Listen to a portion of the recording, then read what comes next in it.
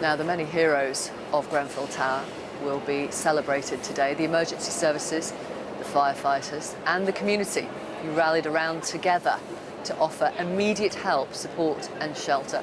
And who is still doing so 6 months on, as Noel Phillips reports.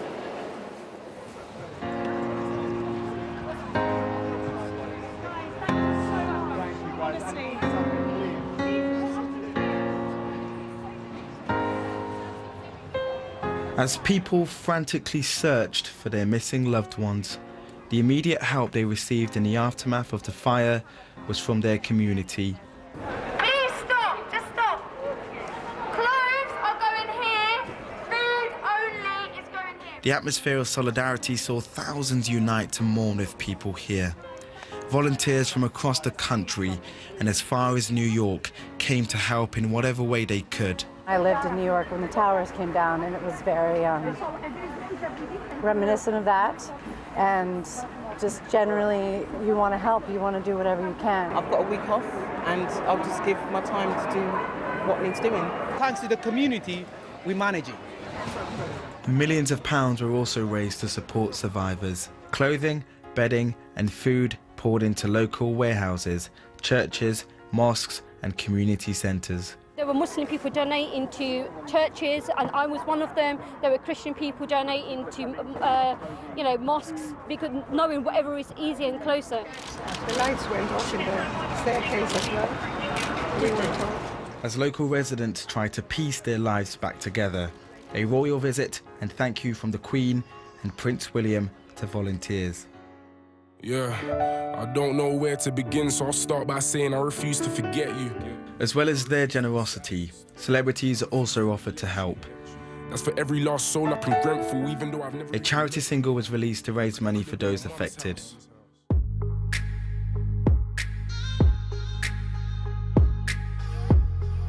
This is Gemma. She's the mother of the actor and director Noel Clarke, who was born just 100 yards from Grenfell Tower. He returned to his local community to help search for the missing. That night, Gemma watched from her kitchen as the building was on fire. This is the side I seen. I haven't seen nothing else, but I was seeing this side.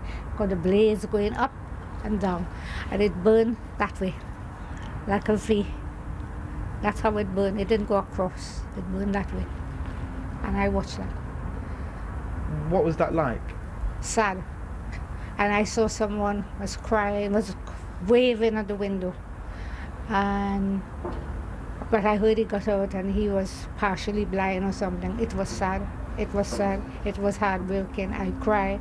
I couldn't do anything, but I just watch and see, because I never see something in my life like that, and I wouldn't like to see something again like that. For Gemma, who has lived here since 1987, the memories of what she witnessed remains an open wound. Till this day, she refuses to talk about what she saw with anyone, including her own son. At the beginning, we talk about it, but not now. No. I don't talk about it with him. Well, every time he comes to see me, he look at it and he think of it, but I don't talk about it with him. I don't talk about it with anyone, to be honest.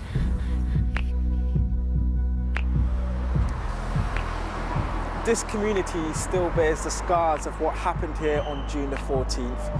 Like many people, I was here in the aftermath of the fire and saw just how desperate people were, searching for their missing loved ones and sticking photos and posters on these walls. But now, people want their lives back. They want normality, and most of all, they want justice.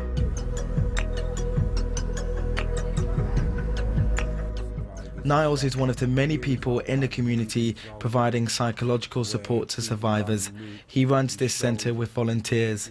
Despite their grief, Niles says he's starting to see some small signs of progress for many of the vulnerable people he sees daily. As a community, we're moving on. In initial stages, it was people like ourselves in the community who was doing those services when nobody else was around. It's now nearly 6 months afterwards.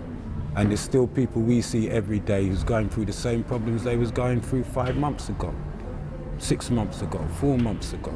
It's not changing that. Since escaping the 20th floor with her partner Luke, Emma says she's now haunted by nightmares and flashbacks. When you can't sleep, then when you do sleep, if you have the nightmare, then you're even worse than then when you set it off. There's such horrible things to go back to. It's how united the people, despite what's happened. They seem to be very united around the area. We've still got loads of like messages on the walls and fences, which I think is really great. And from different faiths as well. It's been amazing to view. 7 British nationals from the Ethiopian community lost their lives in Grenfell Tower. Hashim, his wife, daughter and 2 sons never made it out. I spoke to him until this is the 46th one. That's the last word. The last one. He said, my daughter, she's on fire. He dropped the phone, he just ran. He grabs her, I don't know, then the phone line went dead. And that's what you got stuck in your head? Yes, he's there. When Johnny moved to the UK from Ethiopia 17 years ago, he met Hashim in this area and they became best friends. He's a guy to have a laugh. He's a guy who make you smile. And I cannot express, man. He's a guy, he's one of the nicest guys to meet. I don't know, just if you meet him, you'll understand me. But it's very hard to express what type of person he is. Even the kids and his wife as well, just so amazing people they are. In the shadow of what remains of Grenfell on Bramley Road, I meet Teresa, who has lived opposite the tower for over 30 years.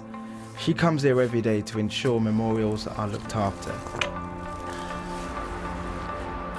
I don't want them to be forgotten. And it looks like it is being forgotten. It's yesterday's news. And 71 people more died that night. 71 people, the highest concentration in peacetime Britain. And no more, nothing's been heard of it. 6 months down the line, that everything's, and I don't want that to happen. I don't want them to be forgotten. They were our community, they were our hope for the future, and there were some very bright sparks in that fight. Such clever people, young girls, boys, that played a big part in the community. Out of the smoke and sadness of this tragedy was the response of volunteers, which could not have been more different to that of politicians. As they struggled to respond to this disaster, people in this West London community rallied together to help their friends and neighbours who were desperately in need of help.